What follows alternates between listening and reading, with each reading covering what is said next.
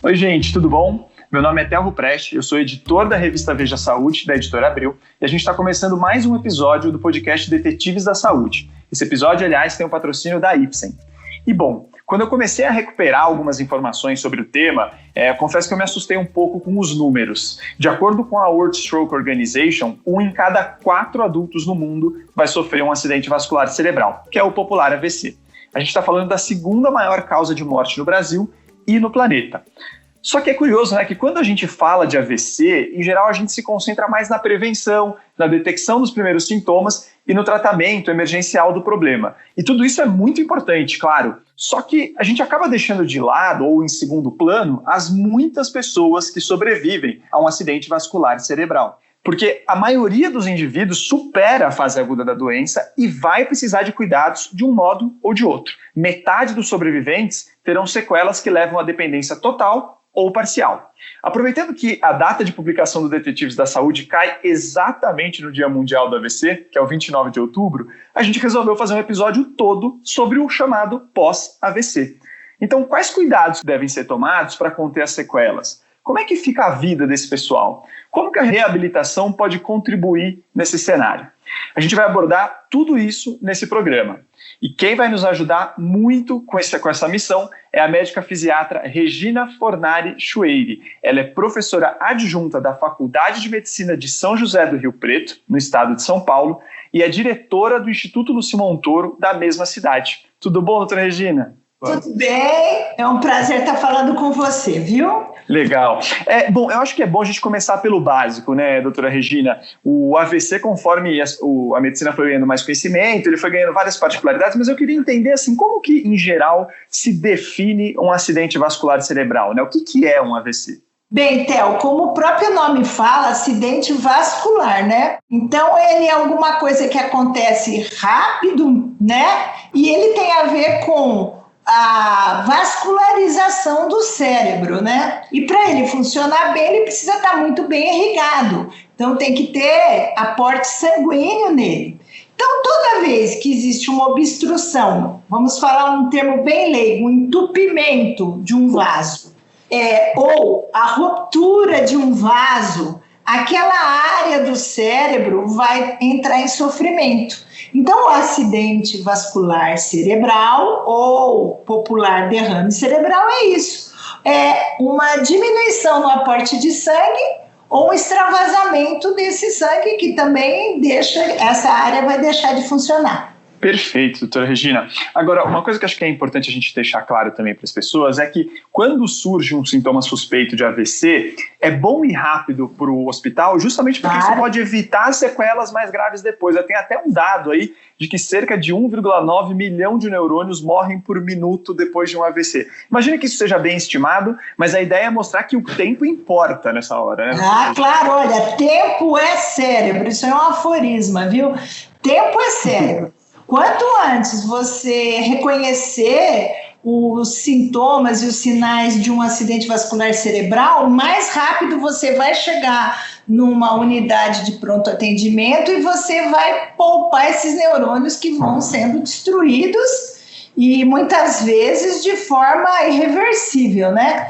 Então é muito importante a gente discutir isso, né? Então a dor de cabeça intensa, a perda de força em um membro superior, em um braço ou uma perna, muitas vezes a alteração de consciência, né? O formigamento, tudo isso, alteração de fala, né? A pessoa começa a ficar com a língua enrolada, né?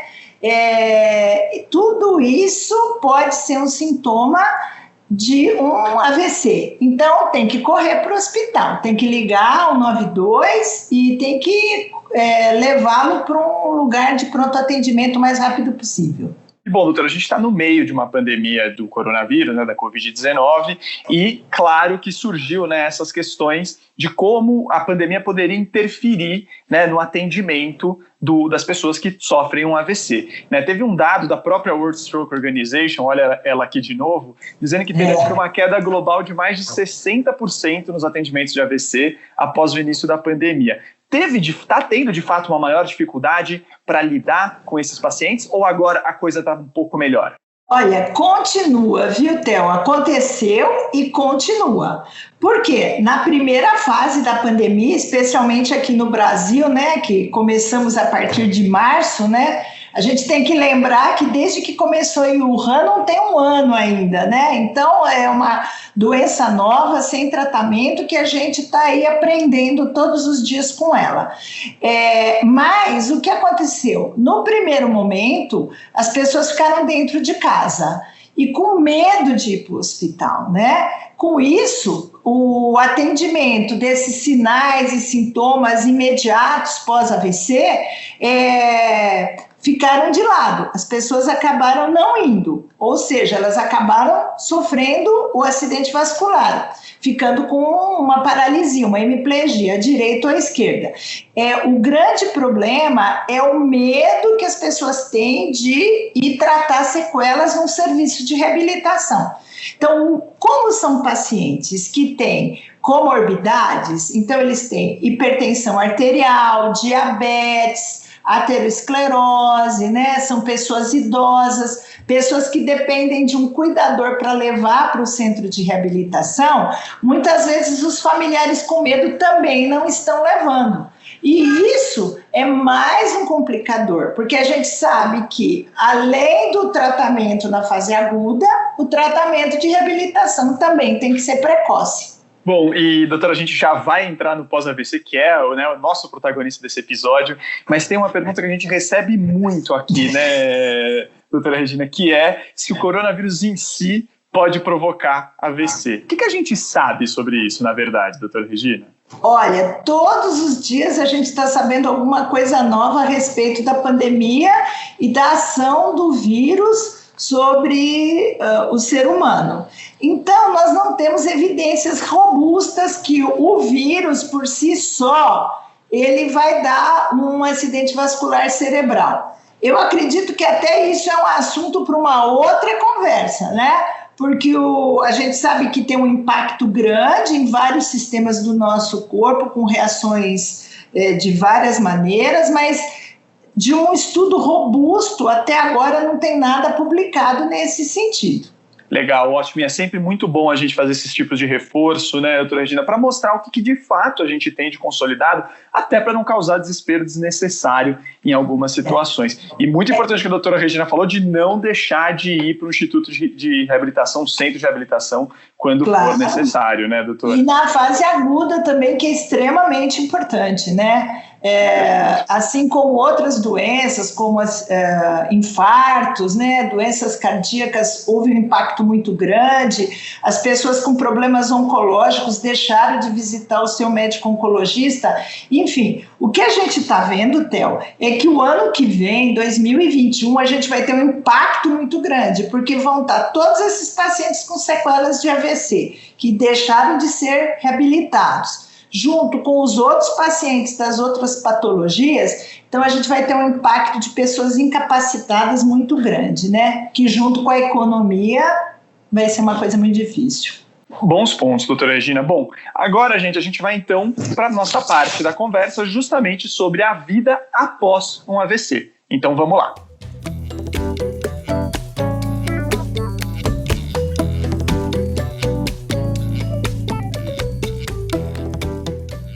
Bom, gente, então vamos traçar um pouco o cenário do pós-AVC.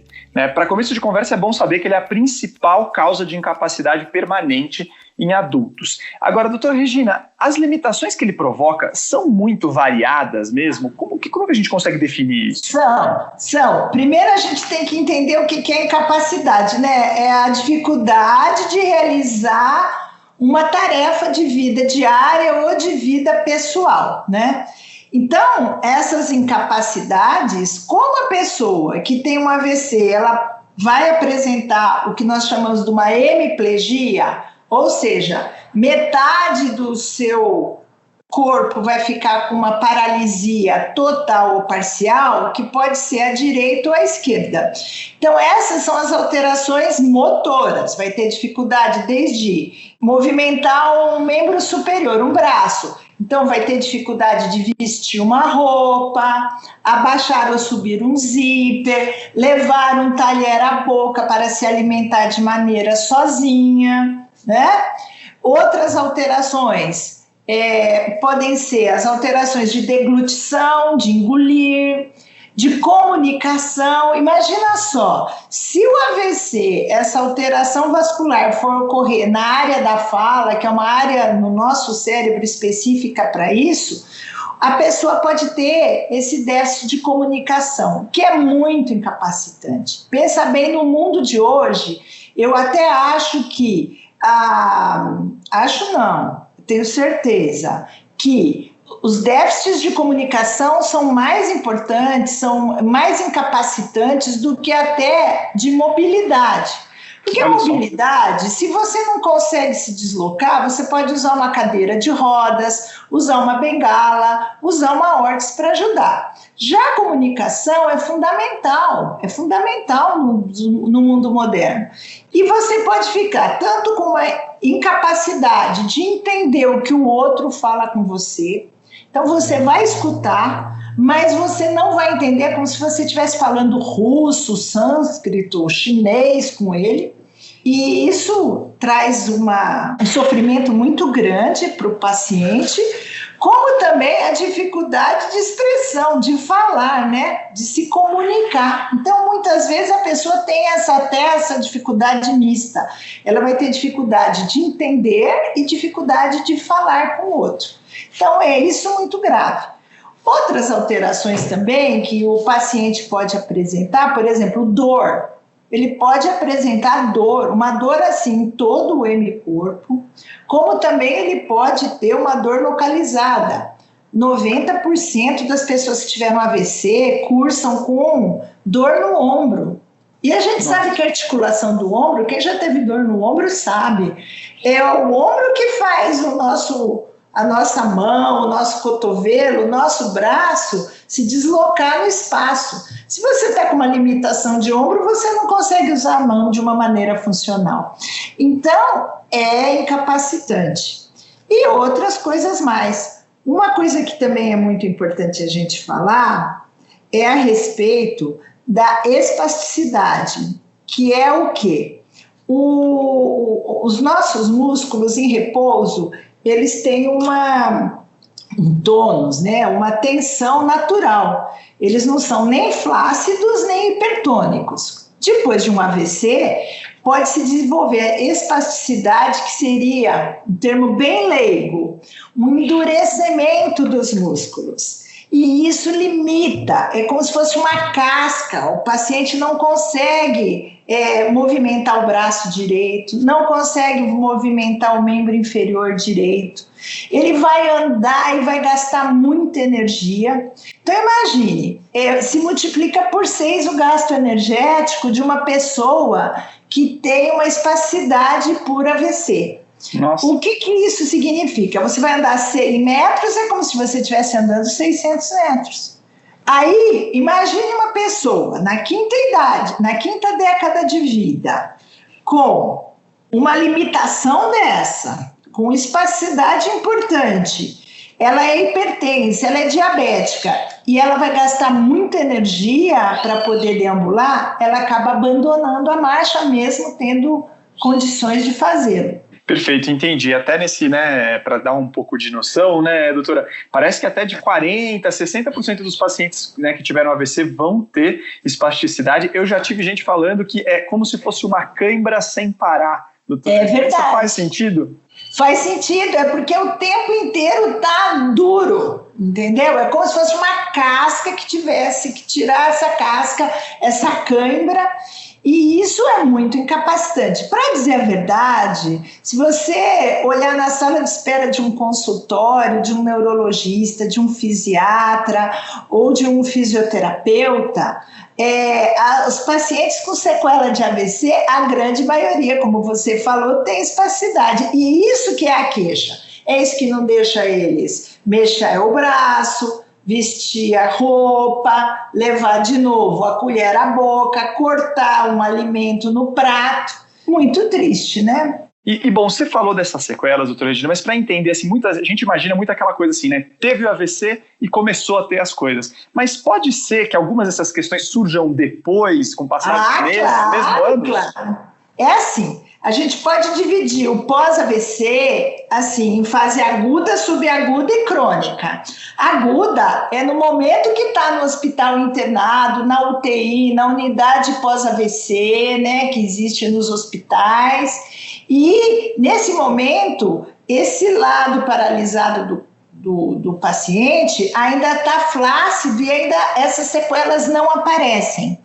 E não aparecem também, não só porque ainda são precoces, o ictus, né, o AVC está precoce, porque ela está num ambiente, é muito interessante falar sobre isso, controlado. Porque o hospital é um lugar controlado. Ela vai tomar banho, o banho no leito com o enfermeiro. Ela vai deambular com a ajuda do fisioterapeuta, né?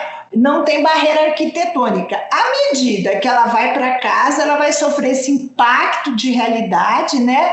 Esse choque de realidade, porque a casa tem barreira arquitetônica, tem escada, a porta não entra a cadeira de rodas, né? O batente é pequeno, o box é pequeno, não tem adaptação para ele tomar banho sozinho. E também, assim, a partir do quarto mês de pós o AVC, começam a aparecer do ponto de vista biológico, né? Que começa a ter a espasticidade, as dores, as deformidades. E isso tudo gera um outro impacto, qual que é? A depressão. O idoso, ele já tem depressão, naturalmente, 10% dos idosos normais. Agora, a partir da quinta década, você tem um AVC, o impacto de depressão é muito maior. E ainda a pessoa se vendo numa situação incapacitante, ela fica mais deprimida ainda, né? Então, é um cortejo de sintomas, né? A gente fala que a reabilitação, o impacto é biopsicossocial, é um triângulo. Entendi. E assim, você sabe que até estava vendo um manual da Unesp que ela fez voltada para o AVC e que ali no documento falava assim, 1/3 até dessas pessoas chega a se queixar de sintomas depressivos, né? A gente não está falando de uma coisa que é a exceção da exceção da exceção, né, doutora? Pelo contrário.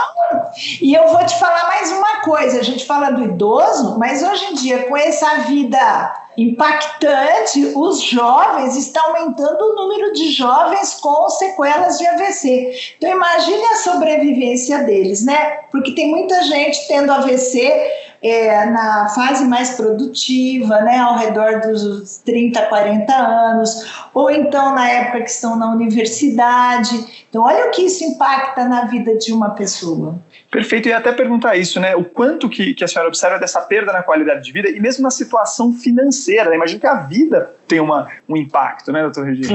Claro. É por isso mesmo. Muitas pessoas têm que se aposentar precocemente, né? E outras têm que adaptar a outras funções nos seus postos de trabalho. O que ajuda é que hoje em dia nós estamos numa sociedade muito voltada para parte das redes sociais, internet, home office, né? Então, eu acho que nesse momento está sendo adaptado. Muitas pessoas podem trabalhar de dentro de casa. Mas se elas estiverem depressivas, elas não vão ter esse interesse no retorno. Por isso que a reabilitação, é muito importante isso que a gente está conversando, para entender que há vida inteligente depois do AVC e que a gente precisa investir na reabilitação. Perfeito. Doutora, acho que é muito importante a gente falar de reabilitação mesmo em detalhes, inclusive. Queria falar com você duas coisas antes. A primeira é sobre os familiares. Queria entender como é que fica a vida em torno dessa pessoa que teve um AVC. Bem, eu sempre comento o seguinte, atrás de uma pessoa que teve um AVC e ficou hemiplégico, existe pelo menos 2 pessoas que vão ter sua vida alterada. Muitas vezes é a esposa ou o marido, né, o acompanhante, ou os pais, ou os filhos. Sempre existem pesquisas que mostram que um dos cuidadores familiares também tem sua vida transformada para cuidar deste paciente, né? Então, por isso que é uma alteração biopsicossocial, né? Porque a sociedade, né? A célula familiar, como também a sociedade como um todo, acaba impactada. Então, muitas vezes a gente tem que tratar também desse cuidador, porque ele também vai ter depressão, ele também tem a vida, como eu falei, transformada, e muitas vezes ele não sabe como se cuidar. E se ele adoecer, daí vão ficar 2 doentes em casa, né? É verdade. E cada vez mais a gente tem se discutido o papel do cuidador, né? E não só do cuidador profissional, como esse do cuidador familiar. É legal colocar isso em contexto também. Muito importante. E, doutora, uma última coisa, eu nem sei o quanto a gente consegue responder isso. Mas o que define o tipo de sequela ou a magnitude da sequela, né? O que faz o problema ser mais grave? Eles são, às vezes, uma questão mais vinculada à comunicação, às vezes mais à locomoção. Olha, é o seguinte, primeiro é a localização da lesão, a extensão da lesão e a falta de reabilitação precoce. Quando eu falo precoce, Theo, é que assim, após 48 horas do AVC, passada aquela fase aguda, ou seja, já está equilibrado, o paciente já teve toda a sua parte de hipertensão, diagnóstico do tipo do AVC, problema cardíaco, enfim, tudo isso equacionado, ele já começa a reabilitação. Ele já começa com fisioterapia, ele já começa muitas vezes com terapia ocupacional, com o treinamento dos cuidadores, com o uso de órtese, enfim, já se começa um trabalho precoce para a gente rapidamente poder colocar esse paciente na comunidade. Então, a localização da lesão e a extensão da lesão.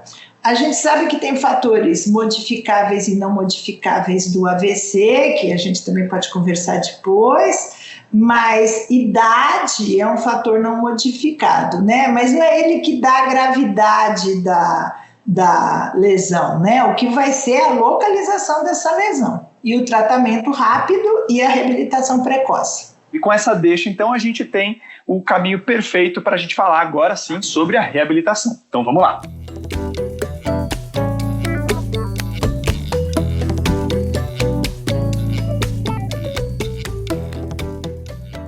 Bom, a doutora Regina disse então, já deixou claro como é importante a gente dar atenção para a reabilitação. Para reforçar então, doutora Regina, os primeiros meses de reabilitação são especialmente importantes? Como que a gente pode definir isso?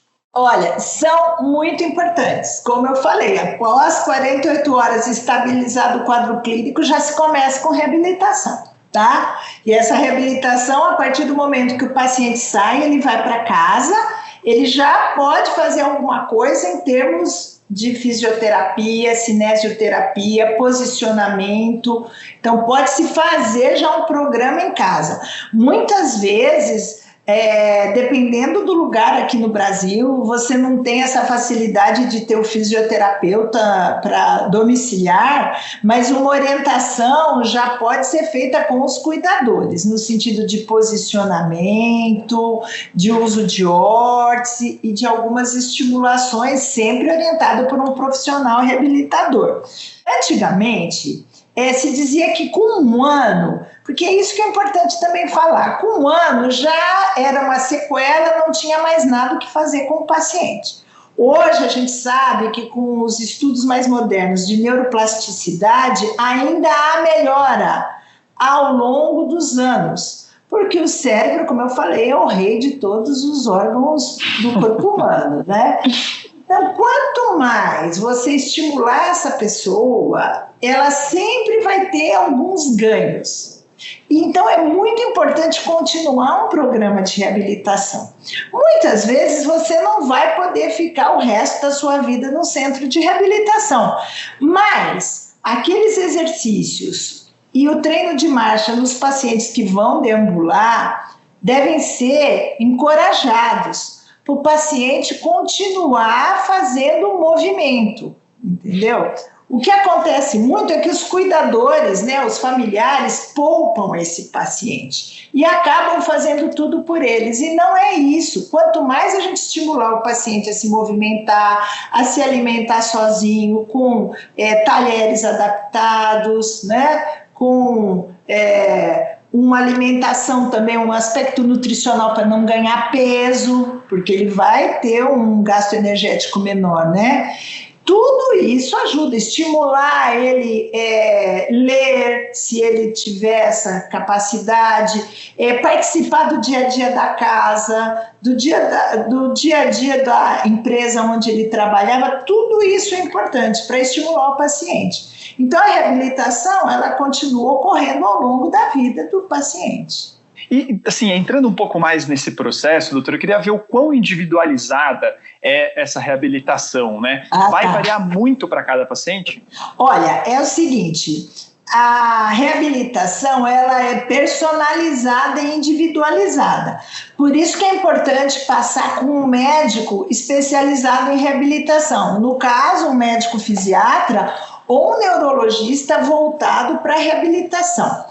Por quê? Porque reabilitação é uma estratégia onde tem vários profissionais, né? Então tem o fisioterapeuta, terapeuta ocupacional, o fonoaudiólogo, o educador físico especializado em reabilitação, que é uma grande novidade, a nutricionista, a fonoaudióloga, a enfermeira de reabilitação, assistente social e a psicóloga, e também a neuropsicóloga, que é uma outra especialidade dentro da psicologia. Então, são vários atores, né, vários profissionais, cada um com um olhar, mas todos olhando em direção daquele paciente. Então, o médico, ele vai criar essa estratégia sempre junto com a equipe interdisciplinar e multiprofissional. Vou dar um exemplo claro. O paciente está indo bem, ele está fazendo a fisioterapia, está começando a treinar marcha, a TO está treinando as atividades de vida diária, mas ele começa a apresentar um quadro de depressão muito importante. Ele vai deixar de render nas sessões de físio e TO.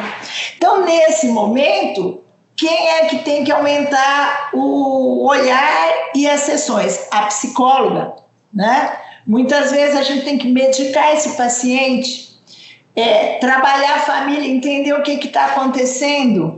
E aí a psicóloga vai entrar mais do que a fisioterapia, a terapia ocupacional, ou até ela vai ajudar a manejar a equipe para mudar as estratégias, para que esse paciente continue rendendo na sua área. A mesma coisa a nutricionista, a mesma coisa a fonoaudióloga e os outros profissionais. Então, a reabilitação ela é individual, mas ela tem essas nuances que devem ser sempre colocados vários profissionais em cima da mesa na hora de decidir o que fazer com o paciente. Muitas vezes ele não precisa mais assim de fazer determinados exercícios, mas usar uma órtese, porque a órtese é que vai estabilizar aquele membro inferior para ele andar.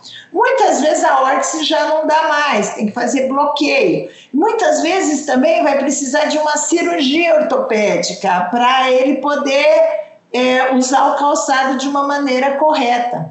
Então, essas estratégias, por isso que é importante ter uma equipe.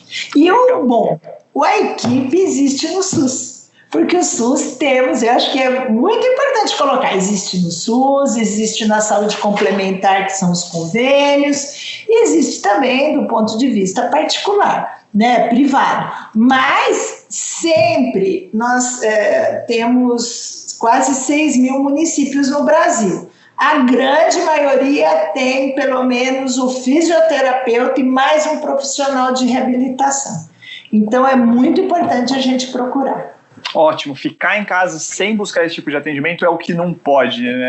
Isso é muito importante. Ficar em casa não. Olha, isso é uma coisa, eu trabalho num centro de reabilitação grande que é uma rede, e quando foi inaugurado aqui na minha região, que atende mais de 100 cidades, o que tinha de pacientes que estavam em casa, trancados, eles precisam ganhar os espaços públicos também, né? Então, isso também é uma coisa importante. As cidades, Theo, elas têm que ser acessíveis, né? Porque o que é deficiente não é a pessoa, é a cidade. Isso é uma coisa que a gente tem que bater muito. Então a cidade, né, os prefeitos, enfim, as ONGs têm que serem estimuladas a procurar que tenhamos poucas barreiras arquitetônicas. Vou dar um exemplo, o jovem que ir num barzinho, se o barzinho tiver banheiro adaptado, tiver uma calçada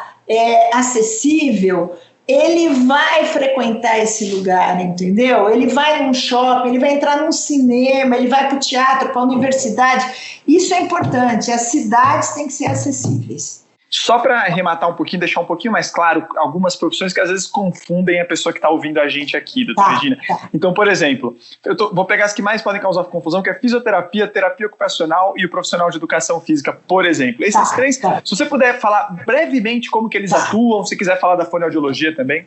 Bem, o fisioterapeuta é o profissional da área de reabilitação que vai tratar as sequelas motoras do paciente, com técnicas cinesioterápicas específicas relacionadas com a profissão dele. Já o terapeuta ocupacional também vai tratar a parte motora, mas ele vai treinar mais com olhar de atividades de vida diária. Então, enquanto o fisioterapeuta vai alongar e fazer exercícios com o membro superior desse paciente, quem vai ajudar a que esse membro superior seja funcional é o terapeuta ocupacional, ok? Claro que onde não tem terapeuta ocupacional, o fisioterapeuta pode também ajudar e muito nesse sentido. E essa nova especialidade do educador físico, que é o condicionamento físico voltado para a reabilitação, é fantástica, porque como a maioria das pessoas que têm um AVC, elas tiveram, por quê? Elas tiveram hipertensão, né?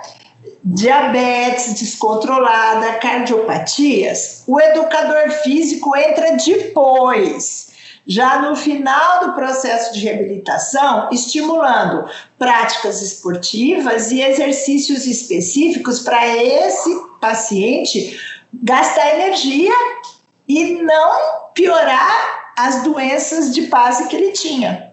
Porque a gente sabe que hipertensão, diabetes, colesterol alto tem a ver com falta de movimento.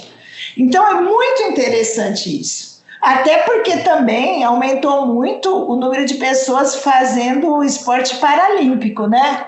A gente sabe disso. Então, os jovens, principalmente, está tendo uma adesão muito grande. Os que tiveram AVC e ficaram com hemiplegias, eles depois continuarem uma atividade funcional com um educador físico.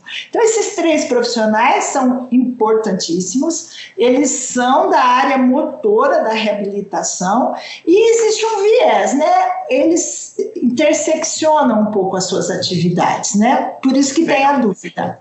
Perfeito, exato. E aí tem uma outra coisa que eu queria ver com você, doutora Regina, que seria eventuais, assim, uma área, vamos dizer, farmacológica da reabilitação, ou mesmo uma área de intervenção, seja com alguma cirurgia, você chegou até a falar disso, né, de eventuais órteses. Como é que está esse cenário? Ele evoluiu muito? Evoluiu muito, como também outras técnicas, né? Então, por exemplo, o tratamento, a gente está falando da reabilitação do paciente já sequelado. Claro que ele tem que continuar fazendo tratamento farmacológico das doenças de base dele, né?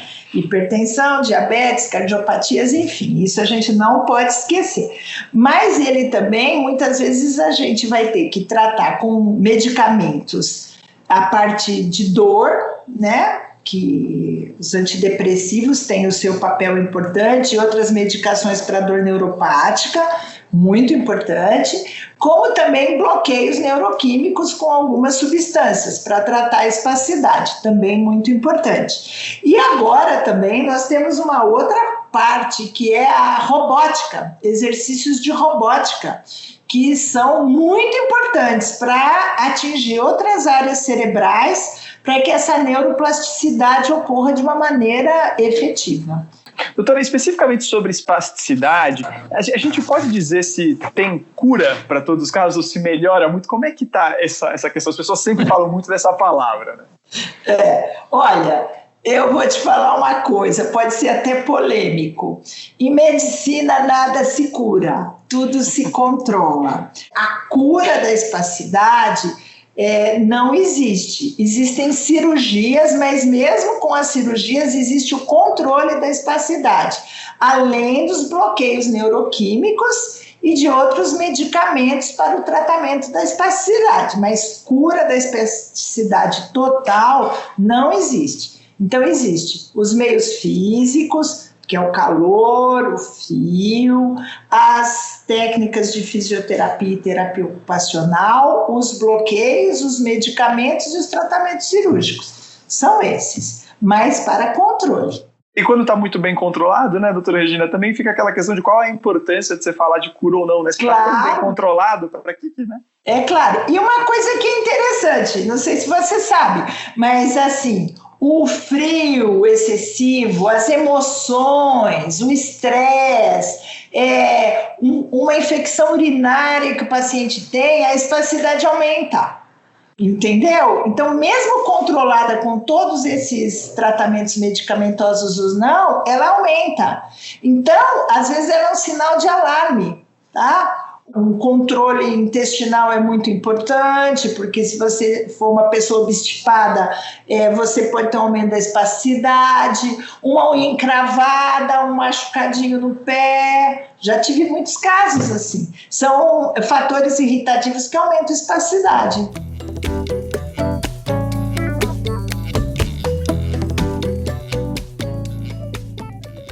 Bom, gente, é importante dizer que um raio pode cair 2 vezes no mesmo lugar. A recorrência do AVC é de 3% em 30 dias, 11% em 1 ano e 26% em 2 a 3 anos. E para minimizar esse risco, é importante a gente cuidar da saúde como um todo. Como a doutora Regina falou, a vida segue depois de um AVC.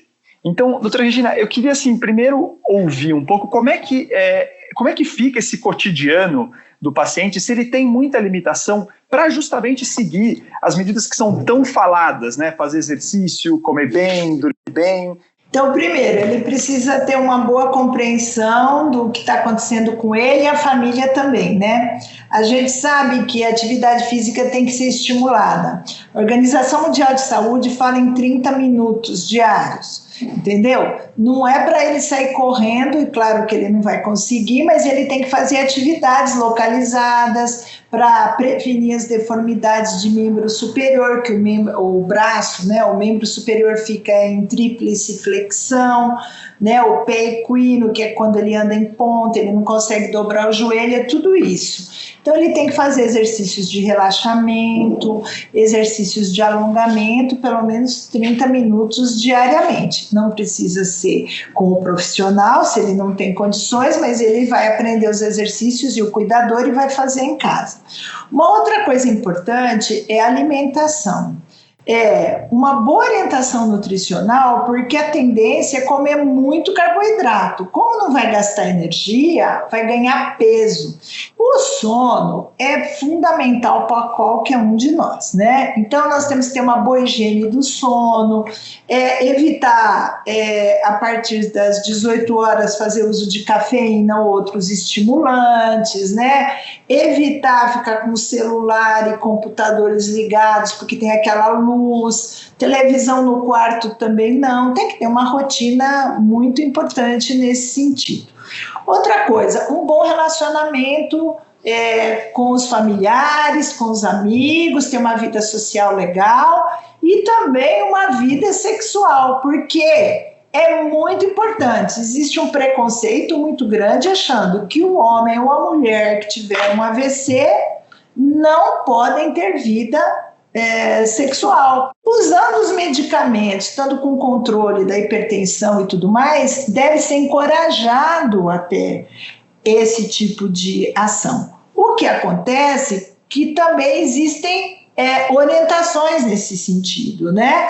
Então, por exemplo, ele pode ficar com uma limitação, ele ou ela, no M-corpo, devido à paralisia, ele vai ter dificuldade de assumir algumas posições sexuais, as preliminares não são da mesma maneira como eram antes, mas existe prazer sexual pós o AVC. Além disso, tomar alguns cuidados, porque se ele tem uma afasia, muitas vezes ele vai ter dificuldade de se comunicar e ele pode ter um déficit de deglutição, então ele também vai ter dificuldade para deglutir alguns alimentos. Então, a hora de se alimentar, o paciente tem que estar na posição sentada e ser orientado pelas fonoaudiólogas. Eles têm uma mania o cuidador alimentar o paciente em decúbito, e o paciente vai estar deitado e ele vai acabar tendo alguns problemas de deglutição importantíssimos. Então, a gente fazendo os cuidados e tendo um bom acompanhamento da família e dos amigos, a gente tem certeza que a qualidade de vida continua para esses pacientes. E bacana isso que você colocou, por exemplo, da questão sexual. Eu acho que ela vale para todas essas outras questões Sim. que podem ser mais sensíveis, mas conforme a pessoa vai ganhando confiança com o profissional de saúde que está atendendo ela, é uma boa discutir, inclusive, com ele, né, doutora Regina? Eu sei que no começo pode parecer um pouco, sei lá, a pessoa pode ter um pouco de vergonha, mas tenta vencer essa vergonha, porque tem vai ser bom, né? Não, mas é muito importante. Olha, vou te dar um exemplo. O paciente, além da hemiplegia, ele pode ficar com um desvio de rima, ou seja, um lado da boca vai ficar repuxado, né? Usando um termo bem popular.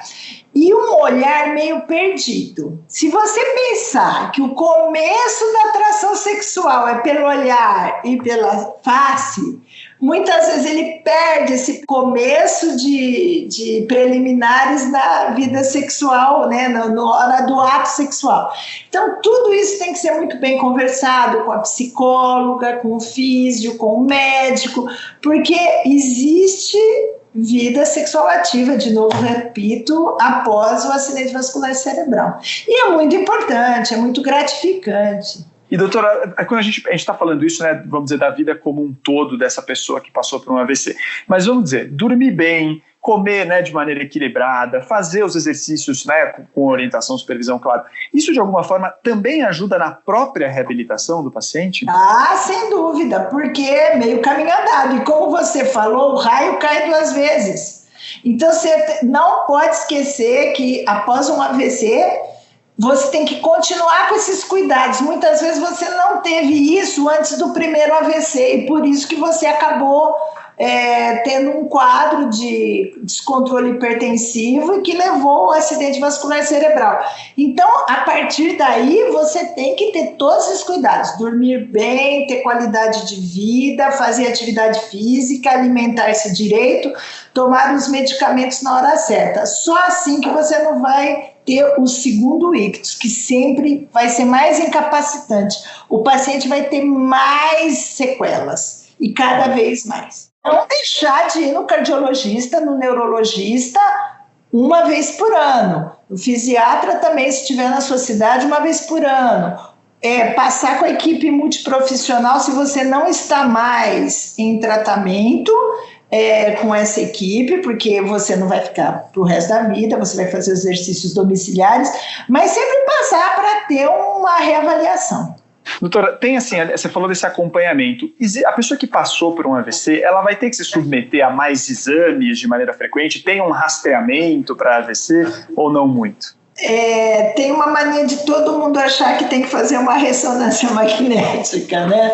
Não, aquele AVC já ocorreu. O que ela tem que passar é por um check-up anual para controlar a hipertensão, diabetes, os fatores que podem levar a um AVC, né? Então, fazer todo o controle cardiológico, o controle neurológico, dos exames laboratoriais. Eu não vou citar todos aqui porque é até antiético, mas o médico clínico vai todos os anos avaliar esse paciente. Agora, é desnecessário fazer um exame de imagem anual para ver um AVC. Aquilo já aconteceu, né? É uma imagem que ficou lá e temos que tratar as sequelas, porque as sequelas é que interferem na vida do indivíduo. Eu acho que a gente conseguiu fazer um bom cenário desse mundo pós-AVC. Eu queria muito agradecer pela sua ajuda, pela sua participação aqui hoje, viu? Tá, eu quero agradecer, Theo, e dizer que eu estou à disposição. É muito importante a gente levar essas ideias, porque as pessoas acham que quando tem alta do hospital e vai para casa é que acabou o problema. Aí é que começa. E aí é um problema com solução, que é a reabilitação. Perfeito, doutora Regina. A doutora Regina cometeu o crime com o jornalista, que é falar que está à disposição, porque o jornalista abusa disso. Ele vai e liga depois para fazer. Mas super obrigado, doutora Regina. E vocês, gente, gostaram aqui desse episódio? Tem críticas, tem sugestões? Se sim, é só deixar lá nas nossas redes sociais, no perfil da Veja Saúde. A gente está no Instagram, está no Facebook, no Twitter, no YouTube. Se você quiser e-mail, tem também. É o saude.abril@atleitor.com.br. Esse episódio teve no roteiro e na apresentação eu, Theo Ruprecht, na captação e na edição o Rafael Bertazzi e como a nossa convidada especial a doutora Regina Schweili, que é fisiatra da Faculdade de Medicina de São José do Rio Preto e também diretora do Instituto Lucy Montoro, da mesma cidade. Então é isso, gente. Até o próximo Detetives da Saúde. Tchau, tchau.